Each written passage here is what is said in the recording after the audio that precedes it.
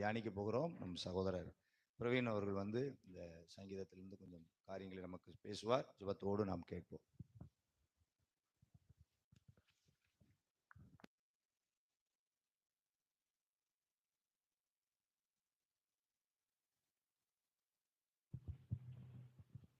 Hallelujah, praise the Lord. எத்தனை பேர் சந்தோஷமா இருக்கீங்க? ஆமென். ஆராதனை வேளையில் ஒரு பாடல் பாடணும், கர்த்தர் வருகிறார் அப்படின்னு சொல்லி.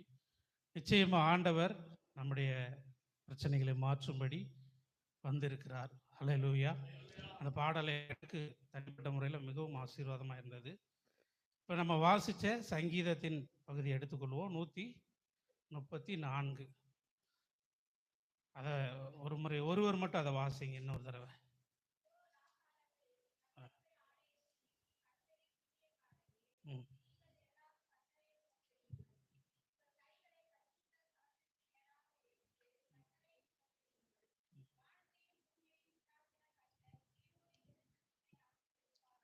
ஆமென். கடைசி வசனம் சொல்லுகிறது, வானத்தையும் பூமியும் உண்டாக்கின கர்த்தர் சியோனிலிருந்து உன்னை ஆசீர்வதிப்பாராக. முதல் வசனங்கள் பார்த்தீங்கன்னா, இதோ ராக்காலங்களில், இப்போ ராக்காலங்களில் கர்த்தருடைய ஆலயத்தில் காவல் காக்கும்படி சிலர் இருப்பாங்க.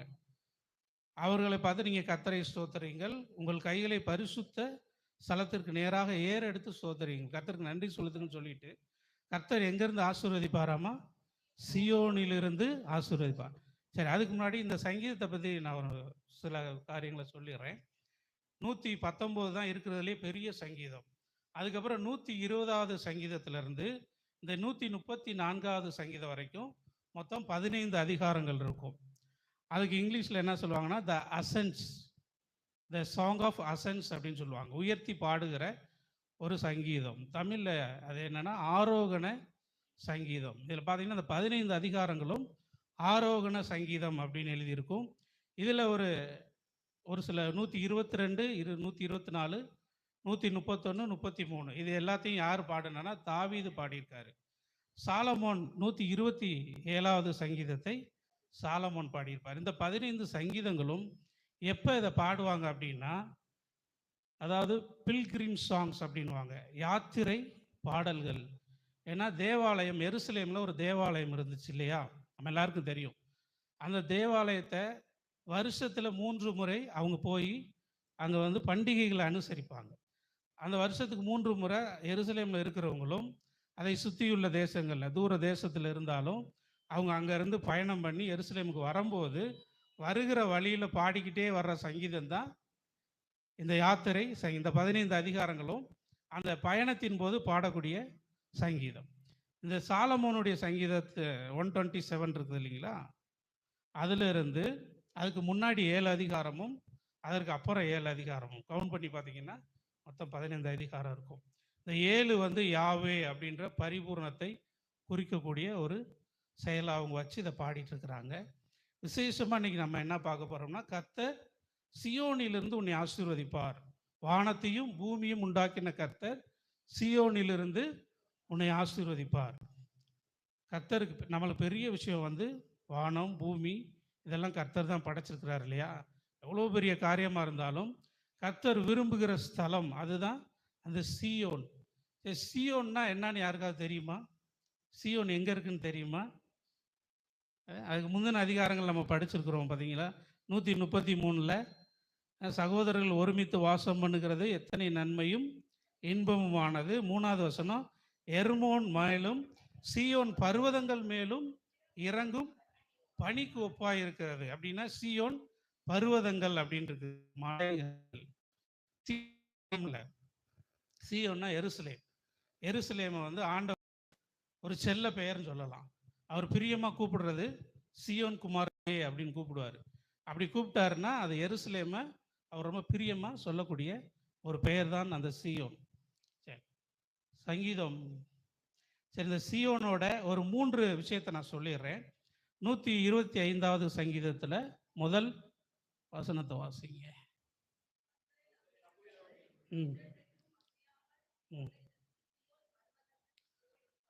கர்த்தரை நம்புகிறவர்கள் என்றென்றைக்கும் அசையாமல் நிலைத்திருக்கும் சியோன் பர்வதத்தை போல் இருப்பார்கள். அப்ப சீயோனை ஆண்டவர் எப்படி வச்சிருக்கிறாரு? பர்வதம், என்றென்றைக்கும் அசையாமல் நிலைத்திருக்கக்கூடிய பர்வதம். அது யாரை பத்தி சொல்றாருன்னா, அவரை நம்பி இருக்கிறவர்கள் எப்படி இருப்பாங்க? சீயோன் பர்வதத்தை போல அசைக்கவே முடியாது. ஆமென். அல்லேலூயா. இன்னைக்கு நீங்க கர்த்தரை நம்பி இருக்கிறீங்க அப்படின்னா, கர்த்தர் உங்களை என்ன பண்ணுவாரு? நிலைப்படுத்துவார். யாரும் நம்மளை என்ன பண்ண முடியாது? அசைக்க முடியாது. சரி, அடுத்த வசனம் 126:1. ம் ம் அல்லேலூயா. அப்போ சீயோன் வந்து ஒரு விடுதலை தேவையாக இருக்குது இல்லையா? சீயோனுக்கு முதல்ல கர்த்தரை நம்பி இருக்கிற சீயோன் பர்வதங்களைப் போல இருக்கிறது. சீயோனுக்கு ஒரு சிறையிருப்பை திருப்புகிற பொழுது சொப்பனம் காண்கிறவர்கள் போல இருந்தோம் அப்படின்னு இருக்குது. முதல்ல இஸ்ரேல் ஜனங்கள் முதல் அடிமைத்தனம் எங்கே அப்படின்னா எகிப்து தேசத்தில். இந்த அடிமைத்தனத்தை தேவன் தான் என்ன பண்ணார்? அனுமதித்தார். நீங்கள் எகிப்தில் போய் கொஞ்ச நாள் என்ன பண்ணணும்? இருக்கணும். அடிமைகளாக இருக்கணும்னு சொல்லலை. அவங்கள நல்ல முறையில் கோசேன் நாட்டில் தான் ஆண்டவர் வச்சிருந்தார். தேவனை யோசேப்பை அறியாத ராஜா வரும்போது அவங்களை அடிமைப்படுத்தும் போது ஆண்டவர் அதிலிருந்து அவங்களை வெளியே கொண்டு வந்தார். அதுதான் இந்த வசனம் சொல்லுகிறது. சிறையிருப்பை திருப்பும் போது சொப்பனம் காண்கிறவர்கள் போல இருந்தோம். அப்படின்னா கனவு கண்டுகிட்டு இருக்கிறோம். நம்ம தூங்கி முழிச்ச உடனே எந்திரிச்ச உடனே என்ன இருக்கும்? இவ்வளோ நேரம் பார்த்தது கனவா அப்படின்னு சொல்லியிருக்கோம் இல்லையா? அந்த மாதிரி கர்த்தர் நம்முடைய வாழ்க்கையில் இருக்கிற சில அடிமைத்தனங்கள், சில கட்டுகள், சில நம்ம செயல்பட முடியாமல் இருக்கிற காரியங்களை நம்ம என்ன பண்ண போறாரு? மாற்ற போகிறார். ஹல்லேலூயா. அதை விடுதலை பண்ணும்போது நமக்கு எப்படி இருக்கும்? ஒரு கனவு மாதிரி இருக்கும். ஆமென். சரி, மூன்றாவது 129:5.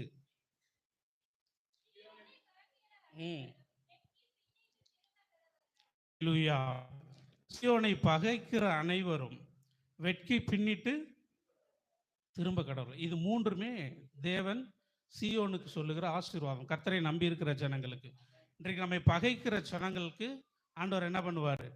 வெட்கத்தோட திருப்பி அனுப்பிடுவார். அல்லேலூயா. சரி, 128:5 வாசிங்க.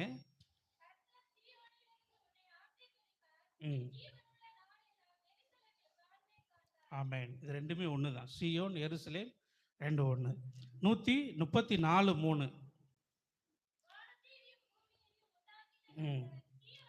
சரி, ரெண்டுலேயும் பார்த்தீங்கன்னா கர்த்தர் சீயோனிலிருந்து உன்னை ஆசீர்வதிப்பார் அப்படின்னு சொல்லி. கர்த்தர் அதாவது ஆண்டவருக்கு என்ன ஒரு பிரியமான காரியம் அப்படின்னா, தம்முடைய ஜனத்தை ஆசீர்வதிக்கிறதா அவருக்கு பிரியம். ஒருவரும் என்ன செய்ய முடியாது? சபிக்க முடியாது. கர்த்தருடைய ஆசீர்வாதம் அந்த ஜனத்தின் மேல் இருக்கிறபடினால ஒருவரும் அந்த ஜனத்தை சபிக்க முடியாது. அதனால தான் இந்த 15 அதிகாரமும் மிகவும் முக்கியமாக அவங்க தேவாலயத்துக்கு போகும்போது ரொம்ப சந்தோஷமாக இதை பாடிக்கிட்டே போவாங்க. ஒரு இடத்துல சொல்லப்பட்டிருக்கு சங்கீதத்தில், நாங்கள் பாபிலோனுக்கு போகும்போது சீயோனை நினைத்து அழுதோம் அப்படின்னு இருக்கும். ஏன்னா அந்த சீயோனுக்கு போகிறது தாவீது சொல்கிறாரு, கர்த்தருடைய ஆலயத்துக்கு போவோம் வாருங்கள் என்று சொன்ன பொழுது நான் மகிழ்ச்சியாக இருந்தேன். 122:1 இருக்குது. அப்படி தேவாலயத்துக்கு ஒவ்வொரு முறை போகும்போது அவங்களுக்கு மகிழ்ச்சியாக இருக்கும். ஏன்னா தேவன் நமக்கு நீதி செய்கிற ஒரு ஆண்டவர் நமக்கு இருக்கிறார். சீயோனிலேருந்து அவர் நம்மளை என்ன பண்ணுவார்? ஆசீர்வதிப்பார் அப்படின்னு. சரி, ரெண்டு விஷயத்தை மட்டும் சொல்லிடுறேன். சீயோன் முதல்ல எங்கே அந்த பேர் வந்துச்சு? அது யார் மூலமாக வந்துச்சு? கடைசியாக சீயோனை வெளிப்படுத்தினது யார்? அப்படின்ற 2 காரியத்தை சொல்லி நான் முடிச்சிடுறேன். 2 சாமுவேல் 5வது அதிகாரம்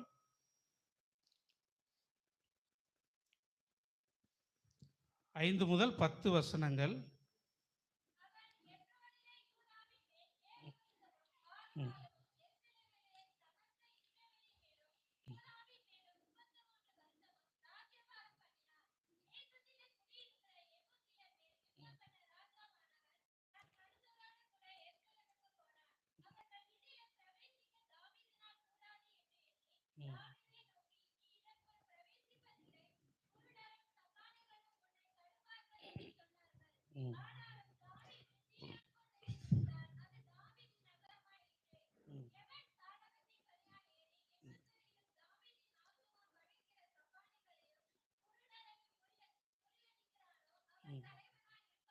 சரி, 10வது வசனம் வாசிருங்க.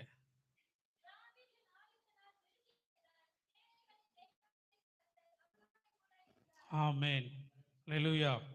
தாவீது நாளுக்கு நாள் விருத்தி அடைந்தான். சேனைகளின் தேவனாகிய கர்த்தர் அவனோடே கூட இருந்தார். சரி, முதலா வேதத்துல சியோன் அப்படின்ற பெயர் இங்கே தான் எழுதப்பட்டிருக்கிறது.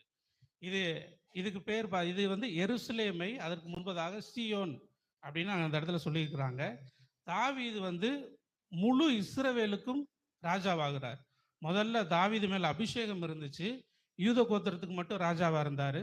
அதுக்கப்புறம் இந்த 5வது அதிகாரம் 3வது வசனம் என்ன சொல்லுதுன்னா, இஸ்ரவேலர் மூப்பர் எல்லோரும் எப்ரோனில் இருக்கிற ராஜாவின் இடத்தில் வந்தார்கள். அவங்க எல்லாருமா சேர்ந்து என்ன பண்றாங்க, தாவீதை இஸ்ரவேலின் மேல் ராஜாவாக அபிஷேகம் பண்ணினார்கள். ராஜாவா தாவீது அபிஷேகம் பண்ணின உடனே அவன் அவன் பிடிக்க வேண்டிய காரியம் என்ன அப்படின்னு பார்த்து, அவன் முதல்ல எதை சுதந்திரிச்சான்னா சீயோன் கோட்டை. அல்லேலூயா. சரி, நம்ம முதல்ல பிடிக்க வேண்டிய காரியம் என்ன? சீயோன். சீயோன் அப்படின்னா கர்த்தருக்கு பிரியமான காரியங்கள். நம்ம வாழ்க்கையில முதலாவது நம்ம தெரிந்து கொள்ள வேண்டியது, தேவன் விரும்புகிறதை நம்ம என்ன செய்யணும்? முதல்ல பிடிக்கணும். அதுக்கு தடையை பார்த்தீங்கன்னா, எபூசியர்கள் என்ன பண்றாங்க? எபூசியர் அதன் மேல் யுத்தம் பண்ணி ராஜாவானான். தன் மனுஷனோடு கூட எருசலேமுக்கு போனான். எபூசியர்கள் தான் அங்கே இருக்கிறாங்க. அவங்கள போய் யுத்தம் பண்ண தாவீது போறாரு. போன உடனே அவங்க என்ன சொல்றாங்கன்னா, குருடரும் சப்பானிகளும் உன்னை தடுப்பார்கள், பராக்கிரமசாலிகள் கிடையாது.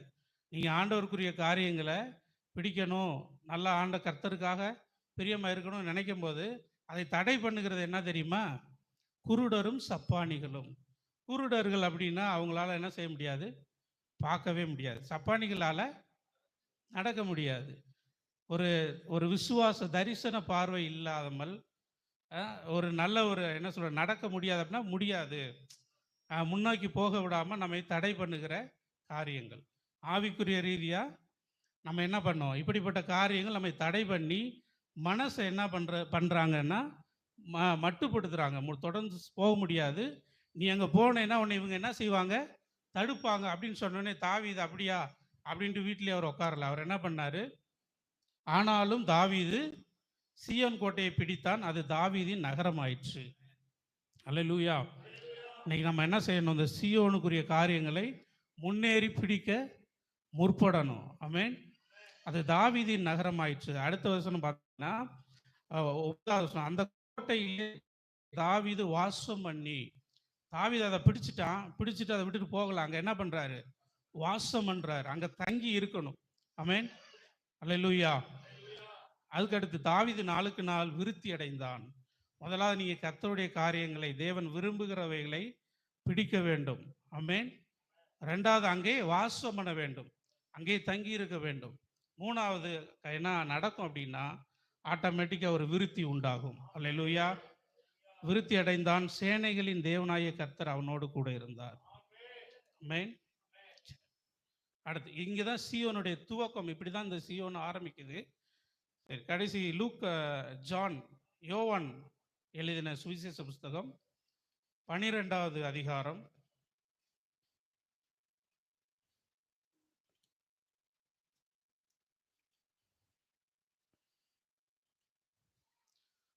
14வது வசனம். ம் ம் ம்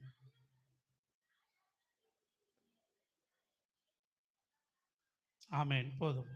அல்லாமலும் சீயோன் குமாரத்தியே. இயேசு கிறிஸ்து முதல்ல இந்த சீயோனை எங்க பயன்படுத்துறார் அப்படின்னா, இயேசு கிறிஸ்து எப்படி பூமிக்கு வந்தார்? ரட்சகரா வந்தார். அதுக்கப்புறம் அவர் நிறைவேற்றி முடிக்க வேண்டிய சிலுவை பாடுகளை நிறைவேற்றி முடிச்சிட்டாரு. அதுக்கு இடையில ஆண்டவராகவே என்ன செய்கிறார் அப்படின்னா, தன்னை ராஜாவாக வெளிப்படுத்த விரும்புகிறார். ஆமென். அல்லேலூயா. அப்பதான் என்ன பண்றாருன்னா, இந்த சம்பவம் 12வது வசனம் வாசிங்கன்னா, மறுநாளிலே இயேசு எருசலேமுக்கு வருகிறார் என்று பண்டிகைக்கு வந்த திரளான ஜனங்கள் கேள்விப்பட்டு. இங்கே பண்டிகை நான் சொன்னேன் இல்லையா, சீயோனுக்கு பண்டிகை, எருசலேமில் அந்த பண்டிகை நடக்கும்போது இந்த பாடல்களை பாடிக்கிட்டு போவாங்க. போகும்போது தேவன் அவர்களை ஆசீர்வதித்து திருப்பி அனுப்புவார். அப்படி எருசலேமில் பண்டிகை நடக்கும்போது கர்த்தர் வருகிறாரு. குருத்தோலைகளை பிடித்து கொண்டு அவருக்கு எதிர்கொண்டு போகும்படிக்கு புறப்பட்டு, ஓசன்னா, கர்த்தருடைய நாமத்தினாலே வருகிற இஸ்ரவேலின் ராஜா ஸ்தோத்தரிக்கப்பட்டவர் என்று ஆர்ப்பரித்தார்கள். இதை ஆண்டவர் சொல்லலை, ஆனால் ஜனங்களை என்ன பண்ண ஆரம்பிச்சிட்டாங்க? கர்த்தருடைய நாமத்தில் வருகிற இஸ்ரவேலின் ராஜா ஸ்தோத்தரிக்கப்பட்டவர். ஆமென். சரி, அந்த நாட்டுக்கு அப்ப ஆண்டவர் ராஜாவா இல்லை, வேற ஒரு ராஜா இருந்தார். ஆனா ஜனங்கள் எல்லாரும் என்ன பண்ண ஆரம்பிச்சிட்டாங்க? இவரை ராஜான்னு பாட ஆரம்பிச்சிட்டாங்க. ஒரு ராஜா கழுதையின் மேல வர்றார் அப்படின்னா உனக்கு சமாதானத்தை கூறும்படி வருகிறார்னு அர்த்தம். ஆமென். இயேசு கிறிஸ்து கழுதையின் மேலும் அதன் மறியின் மேலும் வந்து சீயோன் குமாரத்தியே அப்படின்னு சொல்லி கூப்பிடுறாரு. எருசலேம் என்ன பண்றாரு? தன்னை ராஜாவாக வெளிப்படுத்த. ஆமென். அதே ராஜா குதிரையில வந்தாருன்னா யுத்தத்துக்கு வர்றாருன்னு அர்த்தம். ஆனா ஆண்டவர் அங்க எது வந்தாரு? சமாதானமாய் வந்தார். சரி, 2ஆம் வருகையில இயேசு எப்படி வரப்போறாரு? குதிரையில தான் வரப்போறாரு. அப்ப நம்மளை மீட்டு சத்துருவோடு பிசாசோடு யுத்தம் பண்ணி ஜெயிக்க வர்றாரு. சரி, இதுல ஒரே ஒரு வெளிப்பாட்டை நான் சொல்லிடுறேன். இவங்க இப்படி ஆண்டவர் சொல்றாரு, பயப்படாதே சீயோன் குமாரத்தி அப்படின்னு சொல்லி கழுதையின் மேலும் குட்டியின் மேலும் ஏறி வருகிறார் என்று எழுதியிருக்கிற பிரகாரமாக ஒரு கழுதை குட்டியை கண்டு அதன் மேல் ஏறி போனார் அப்படின்னு இருக்குது. சரி, இப்படி இங்க வரும்போது மத்தேயு 21வது அதிகாரத்தில் இந்த சம்பவத்தை வாசிங்கன்னா அங்க என்ன பண்ணுவாங்க அப்படின்னா, இயேசு கிறிஸ்து வரும்போது சிலர் அத்தி இலைகளையும் தங்கள் வஸ்திரங்களையும் விரித்தார்கள் அப்படின்னு இருக்கும். திரளான மத்தேயு 21:8 வாசிங்க. ம் ம் சரி, போதும். இது இன்னொரு இடத்துல எப்படி எழுதியிருக்கும்னா, மரக்கிளைன்னு இருக்குது இல்லையா, அது வந்து அத்தி இலைகள் அப்படின்னு இருக்கும். இது ஏன் செஞ்சாங்கன்னு அவங்களுக்கே தெரியாது. ஆண்டவர் கழுதையின் மேலே எருசலேமுக்குள்ளே வர்றாரு, நேராக அந்த எங்கே தேவாலயத்துக்கு வர்றாரு, தன்னை ராஜாவாக வெளிப்படுத்தி வருகிற பொழுது ஜனங்கள்லாம் என்ன பண்ணுறாங்கன்னா, இவர் ராஜான்னு சொல்லி இவரை துதித்து உயர்த்திட்டு தங்கள் வஸ்திரங்களையும் மரக்கிளைகளையும் தரித்து அத்திலைகளை தரித்து அங்கே போடுவாங்க. இது என்ன அர்த்தம்னா, நம்ம ஆதாம் ஏவாள் பாவம் செய்த பொழுது, அவங்கள சத்துரு வஞ்சித்த பொழுது அவங்க எதை இழந்து போனாங்க? தேவ மகிமை இழந்து போனாங்க. அவ கண் திறக்கப்பட்டோன்னே அவங்க பார்த்தது என்னன்னா, தங்கள் வஸ்திரம் இல்லாது இருந்ததுனால அவங்க என்ன பண்ணாங்கன்னா, அத்தி இலைகளை வஸ்திரங்களை எடுத்து கட்டிக்கிட்டாங்க. ஒரு மகிமை பாவம் செய்து தேவ மகிமை அற்றவர்கள் ஆகி அப்படின்னு இருக்குது. இந்த ராஜா இப்போ எதுக்கு வந்திருக்கிறார் அப்படின்னா, நீ எங்க உன்னுடைய மகிமை இழந்தையோ அதை திரும்ப கொடுக்கும்படிக்கு தான் இவர் வருகிறார். நல்லா கையை தட்டி ஆமென். நான் இழந்த மகிமையை என் ஆண்டவர் திரும்ப கொடுக்கும்படிக்கு அவர் ராஜாவா என்னை தேடி வந்திருக்கிறார். அல்லேலூயா. இயேசு கிறிஸ்து பற்றி கலாத்தியர் 3வது அதிகாரத்தில் சொல்லப்பட்டிருக்கிறது, அவரை விசுவாசித்து ஞானஸ்நானம் பெற்றவர்கள் எத்தனை பேர்களோ அவர்கள் எல்லோரும் அவரை தரித்து கொண்டிருக்கிறீர்களே அப்படின்னு இருக்குது. இந்த ட்ரெஸ் மாதிரி ரட்சிப்புன்றது ஒரு வஸ்திரம். ஆமென். வஸ்திரம் போல நம்ம இயேசு என்ன பண்ணியிருக்கிறோம்? தரிச்சிருக்கிறோம். நம்ம இழந்து போனதை மறுபடியும் இயேசு கொடுக்கும்படிக்கு ராஜாவாய் வந்து அவர் பிரியமாய் நம்மை பார்த்து என்ன சொல்றாரு? சீயோன் குமாரத்தியே. கர்த்தர் அதனால தான் சீயோனிலிருந்து உங்களை ஆசீர்வதிப்பார். கர்த்தர் பரலோகத்திலிருந்து வானத்திலிருந்து நம்மளை ஆசீர்வதிக்க விரும்பல, அவர் இறங்கி வந்து நம்ம அருகில் இருந்து நம்மை ஆசீர்வதிக்க விரும்புகிற தேவன். அல்லேலூயா. தேங்க்யூ.